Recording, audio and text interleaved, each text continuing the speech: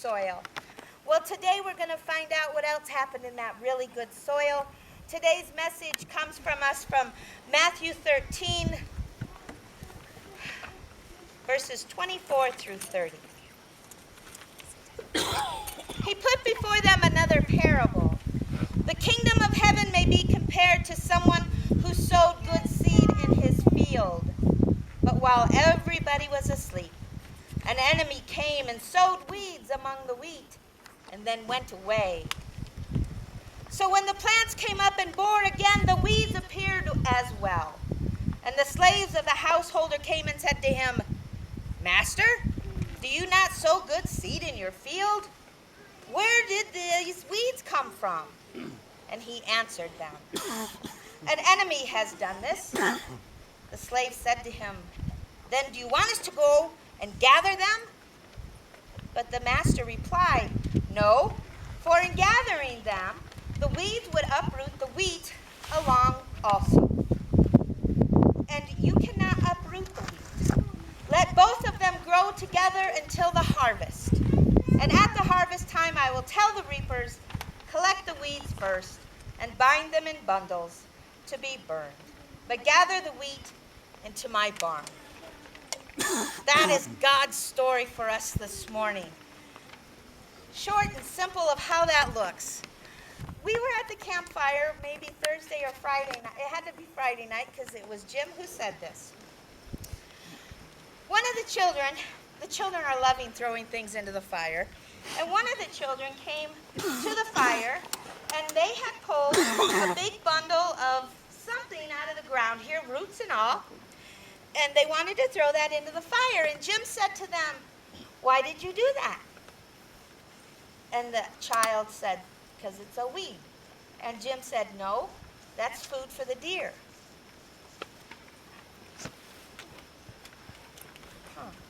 So who are we to judge? What is a weed among us and what is wheat among us? We're lucky. We don't have to do that judging, but unfortunately we do. We do amongst our peers. We do with people on the street.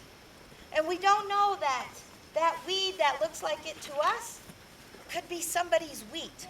When we lived on Powell Street, and we were first married, my lovely husband, being as dear as he is, mowed down my hollyhocks. I wasn't sure the marriage was going to last. He said, "But there are weeds on the curb." I said, "No." I said, "Those are beautiful hollyhocks." And so after that, he let them grow. And though hollyhocks bring bees, which isn't a lot of fun, and they bring little thorny thingies on them, which isn't a lot of fun, what was really fun is having neighbors and strangers stop by and say, "Can we have the seeds from your hollyhocks?"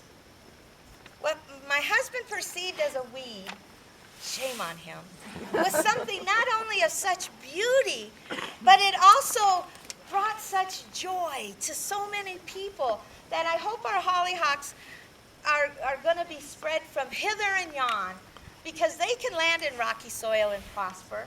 They can land in good soil and prosper. They are a weed that God made for all seasons, if you will, just like us. We are, thank you for asking. We are a weed, yes, we are a weed, Austin. Do you know why? Because until we get filled with the good stuff, we don't know how to grow well. But once we get filled with the good stuff, like Sawyer and Paisley's going to get done today, they're going to be filled with such good stuff, these guys are going to have to buy a whole new home because they're going to grow so big. And it'll be wonderful. And they'll be out there spreading hollyhock seeds everywhere. And we will rejoice. We will rejoice. So as the old saying goes, we shouldn't judge a book by its cover. We shouldn't judge a people by its name, by its place of living, by anything. We are not to judge. We are not to pull them out of our society. We should be like God and just embrace them. Did it come out? Well, we'll make sure we get it relit, Austin. Thank you. So we're going to need that later. So, live among the weeds, guys, and it's okay. We like the weeds. They can be our friends. Amen. Amen.